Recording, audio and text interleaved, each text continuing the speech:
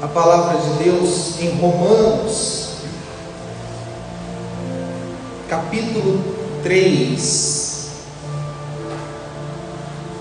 Os que nos acompanham pelo Instagram, também, por favor, Romanos, capítulo 3, nós vamos ler a palavra de Deus, entender a palavra de Deus, participar da ceia e orar ao Senhor.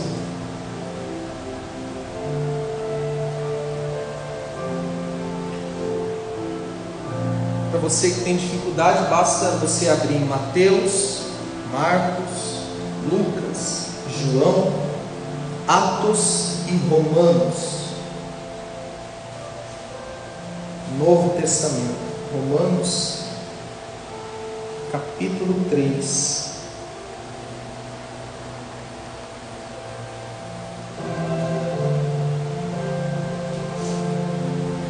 Antes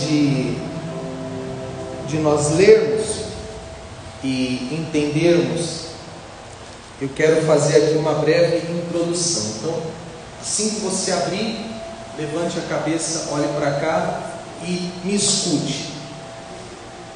Dizer que é salvo é muito fácil. Você afirmar com a boca, eu sou salvo, é muito simples. Mas esta afirmação, eu sou salvo, não significa muita coisa.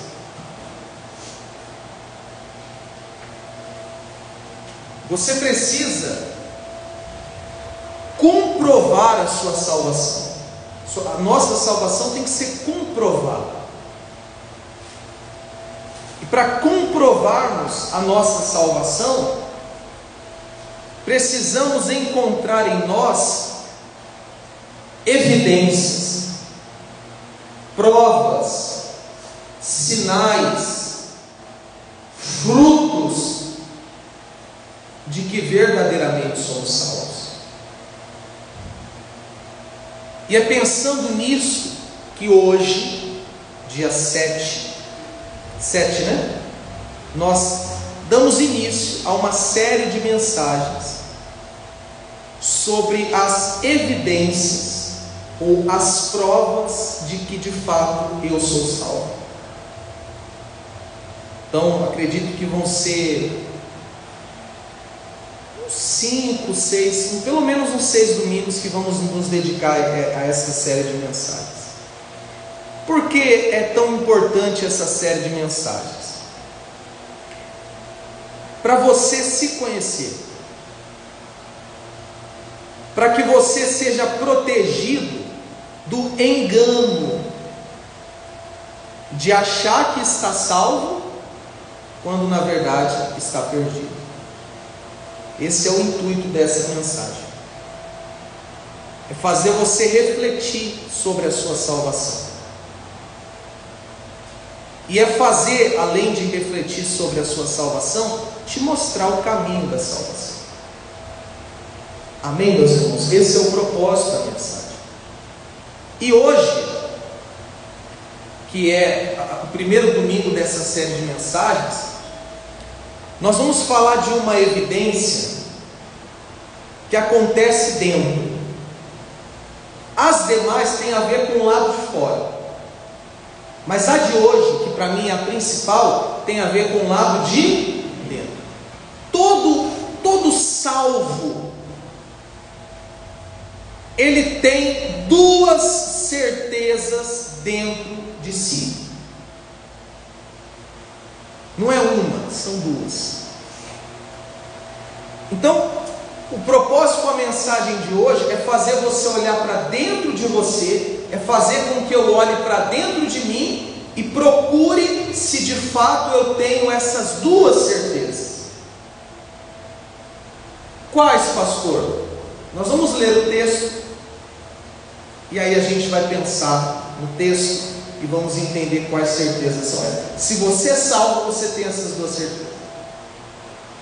Se você não é, então você ainda não tem. E aí você tem a oportunidade, por meio da mensagem, de ser salvo por Jesus. Tá bem? Então vamos orar antes da leitura?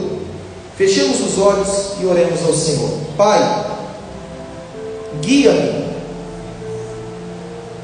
na pregação desta mensagem, de modo que nada meu seja colocado nesse sermão, nada da minha cabeça, do meu coração, mas de fato a palavra como ela é.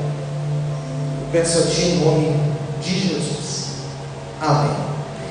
Nós vamos ler primeiro nós vamos ler do verso 9 ao 20 e depois do 21 ao 27, mas vamos dividir dessa forma. Então vamos lá, Romanos 3, do 9 ao 20. Podemos? O texto diz: qual a conclusão? Estamos nós em posição de vantagem? Não. Já demonstramos que tanto judeus quanto gentios estão todos subjugados pelo pecado. Olhe para cá. Eu vou lendo e explicando, tá? Acredito que para esse texto é mais fácil de entender assim. Então olhe para cá. O que a gente acabou de ler? Paulo diz: tanto judeus como gentios estão debaixo do pecado. O capítulo 1 de Romanos tem o seguinte propósito: mostrar que todos os gentios são pecadores. O capítulo 2 de Romanos tem o propósito de mostrar que todos os judeus são pecadores. Eu já falei aqui algumas vezes, mas vale repetir: o que são judeus e o que são gentios? Judeus são os descendentes de Abraão, o povo de Israel. Gentio, todos os demais. Então, nessa altura, o mundo era dividido em dois grupos: judeu. Se nós vivêssemos naquela época, de que grupo seríamos? Gentios, porque não tínhamos a lei, não tínhamos acesso a Deus e tudo mais. Então o que Paulo diz nos dois capítulos anteriores é: gentios, vocês não tinham a lei para conhecer sobre Deus, mas quando vocês olham para a natureza, vocês percebem que tem um Deus. Gentios, vocês não têm a lei de Moisés, mas vocês têm a lei da consciência e vocês sabem o que é certo e o que é errado. E vocês mesmo assim praticam errado, vocês são pecadores. Aí os judeus, lendo isso, falaram: olha lá, sobrou para os gentios, a gente está vendo que a gente tem a lei. Aí Paulo olha para os judeus e fala: vocês não se gabem não, tá? Porque para vocês a coisa é pior. Porque vocês, além de ter a lei da consciência, além de ter a natureza testificando sobre Deus, vocês têm a lei de Moisés. Eu posso falar? Vocês não obedecem. Em outras palavras, vocês também são pecadores. É isso que Paulo disse aqui no 9: tanto judeu quanto gentil estão debaixo do pecado. Logo, todo mundo, todos os seres humanos estão numa só condição: debaixo do pecado. Essa é a condição natural. Pastor, como pode isso? Se você ler Gênesis 1 e 2 e 3, lá no início de tudo, você vai ver que Deus criou o homem. E quando Deus criou o homem, criou a sua imagem e semelhança. Deus criou Adão com pecado? Havia algum defeito em Adão? Que ele era a imagem e semelhança? Mas Adão pecou. Adão e sua esposa pecaram. O pecado entrou no mundo. O que aconteceu em seguida? Adão morreu, né? Porque o salário do pecado, lembra da morte? Adão foi expulso do paraíso. E todos os descendentes de Adão. Tem descendente de Adão aqui? Sim. Tem não? Sim. Além de mim, quem é descendente de Adão?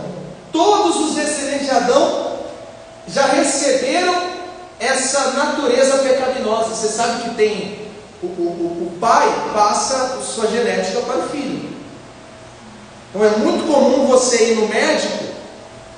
Ontem mesmo eu fui ver alguns exames, e o doutor perguntou: alguém da sua família tem tal doença? Seu pai tem tal doença? Porque geralmente o que o pai tem, ele transmite para os filhos.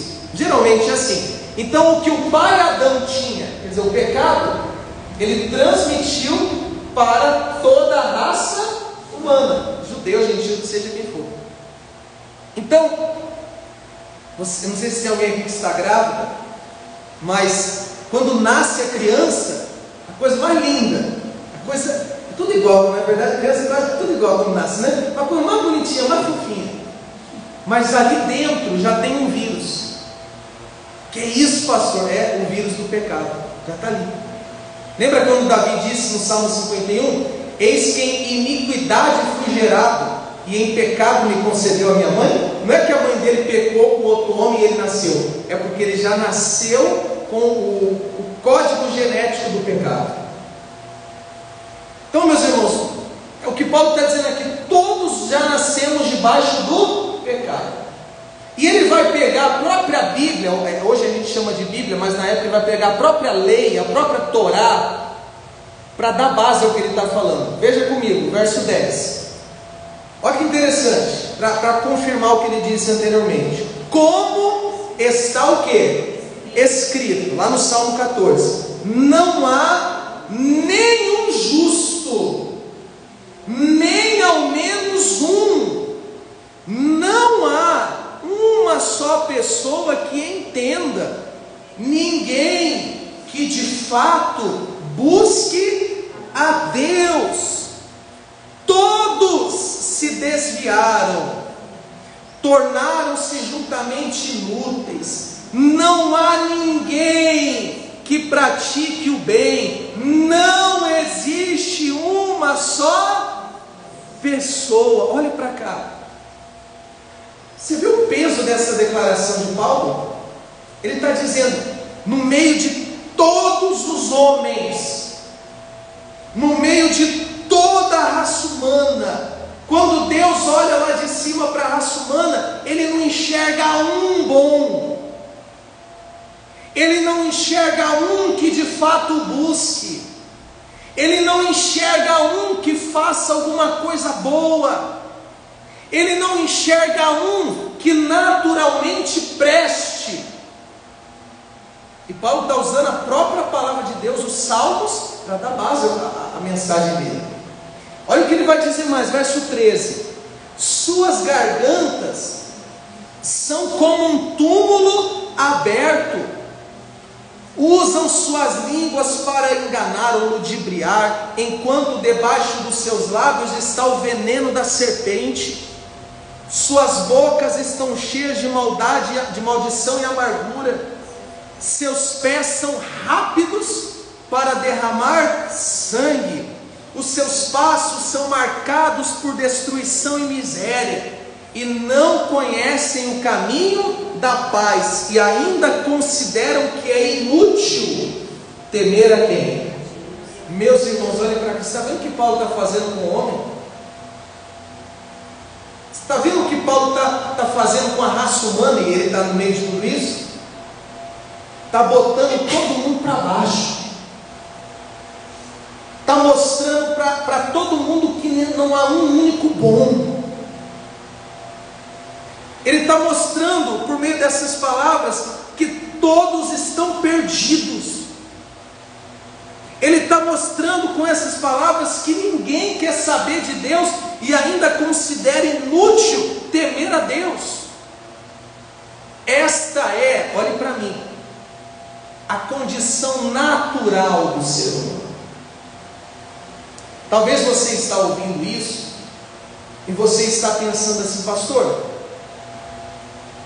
mas um dia eu fui assim, mas hoje eu não sou mais. Um dia eu me enquadrava em tudo isso, mas hoje eu não sou mais. Se você não é mais, se você já não vive mais assim, é porque você está em Cristo.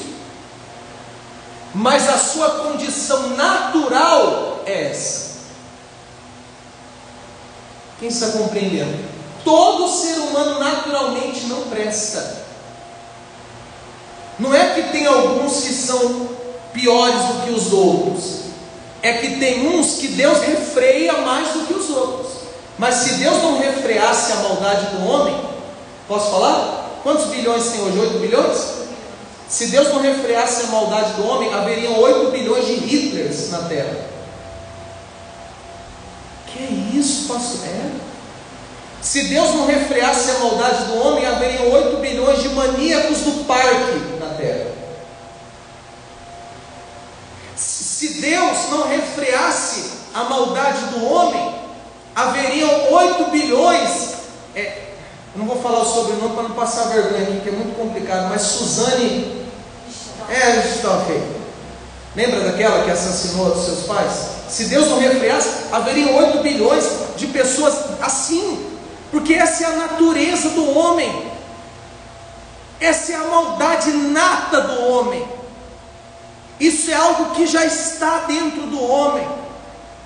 É isso que Paulo está mostrando aqui, e ele vai dizer mais, agora, no verso 19 e 20. Ora, olha o que ele vai dizer sobre a lei agora. Sabemos que tudo o que a lei diz aos que estão sob o domínio da lei, para que toda a boca se cale e todo mundo fique sujeito ao juízo. Meu Pai amado, olhe para mim, isso é o que Paulo está falando aqui. Deus deu a lei para que todo mundo se cale, porque quando você olha para a lei, quando você olha para os 10 mandamentos, não tem como escapar. Os 10 mandamentos é a prova da maldade do homem, porque os 10 mandamentos proíbem coisas cruéis.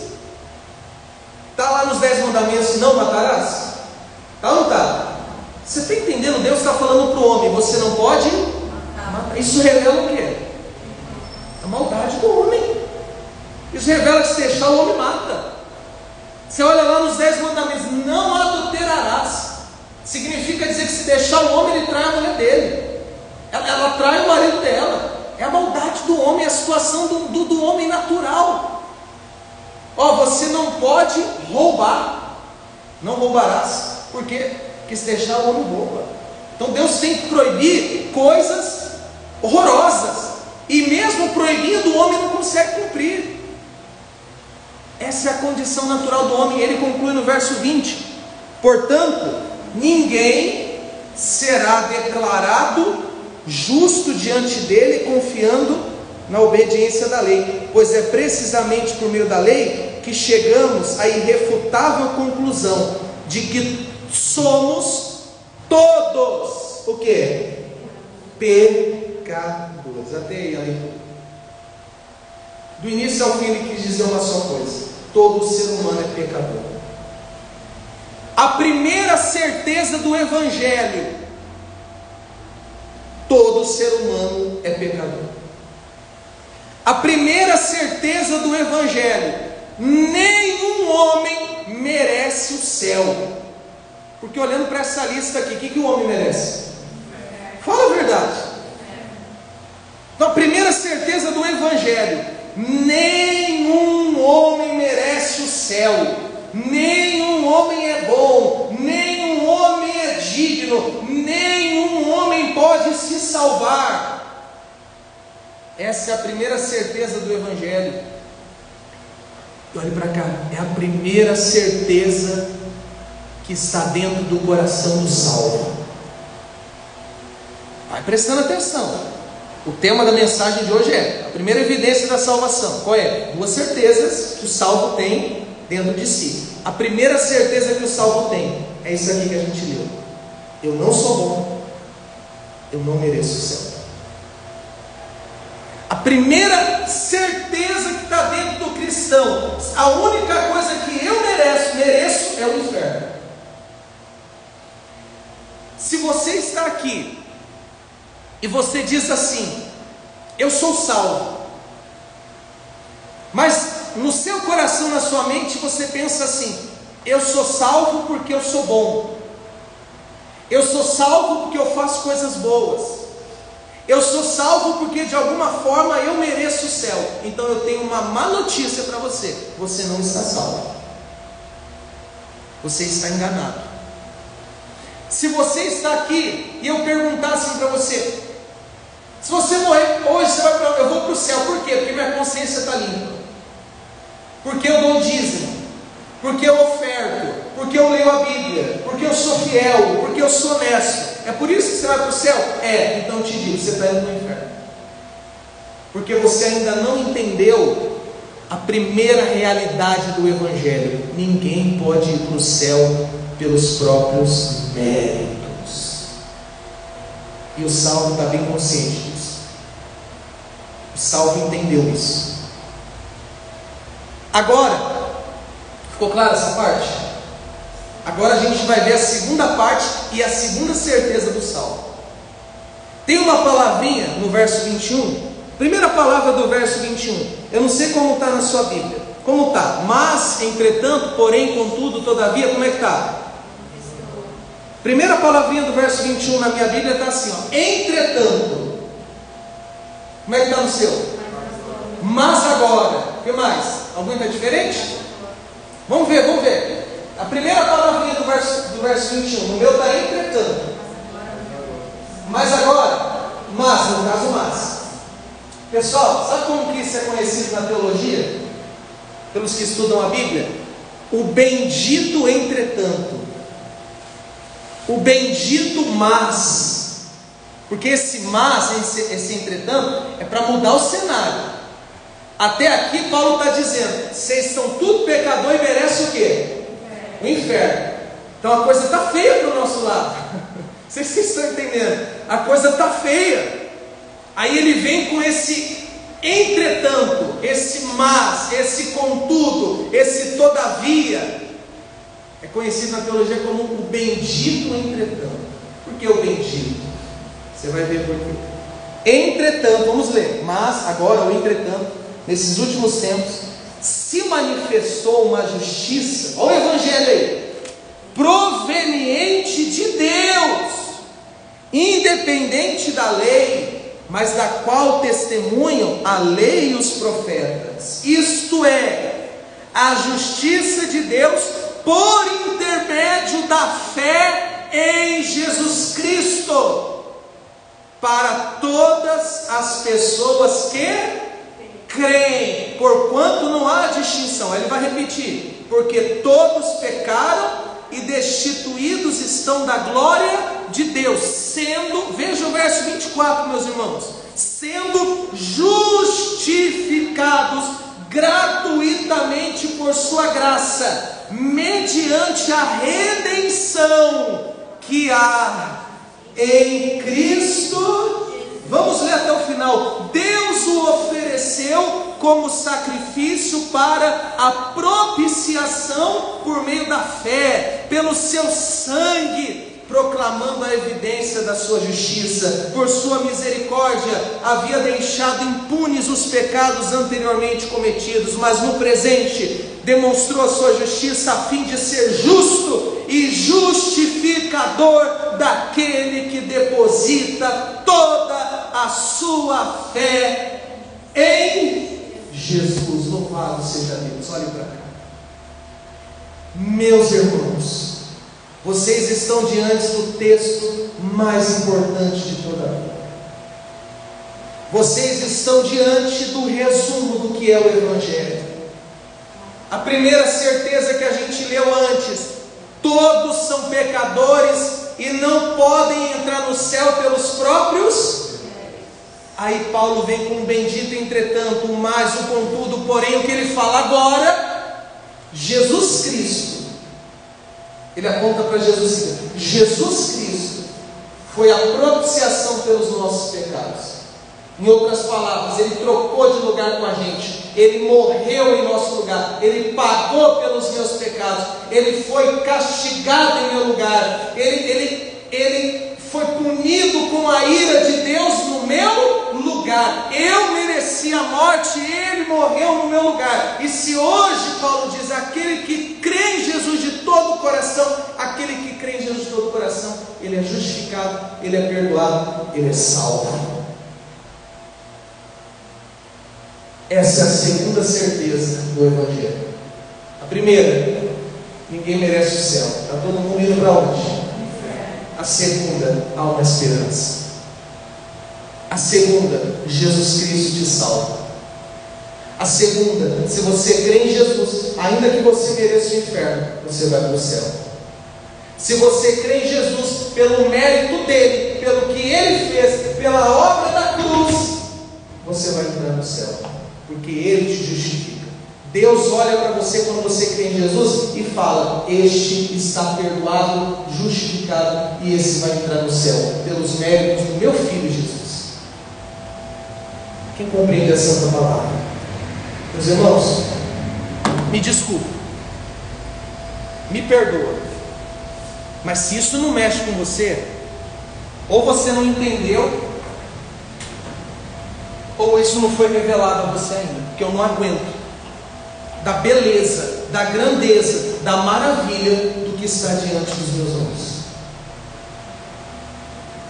Aí a gente entra na segunda certeza que há dentro do cristão, dentro do salvo. A primeira é: eu não mereço o céu, eu sou um pecador. A segunda é: eu sou salvo por Jesus. Jesus Cristo me salva. Eu vou entrar no céu pela obra que Ele fez na cruz em meu favor. Essas são as duas certezas que mostram que de fato você é salvo. Funciona mais ou menos assim. Olha o que está dentro do coração do salvo. Olha o que está dentro da mente do salvo. Eu posso fazer todas as boas obras possíveis. Eu jamais vou merecer o quê? Porém, essa é a primeira certeza. Porém, o que Cristo fez por mim, a fé que Deus me deu em Cristo, vai me levar para o céu. Ponto final, acabou. Logo, ele tem certeza da salvação não pelo que ele faz. Ele tem certeza da salvação pelo que Cristo fez. Se você chegar em mim hoje, tá? Hoje, de um ano para cá mais ou menos, e você perguntar assim: Jonatas, você tem certeza da salvação? Eu vou lhe responder o seguinte: tenho.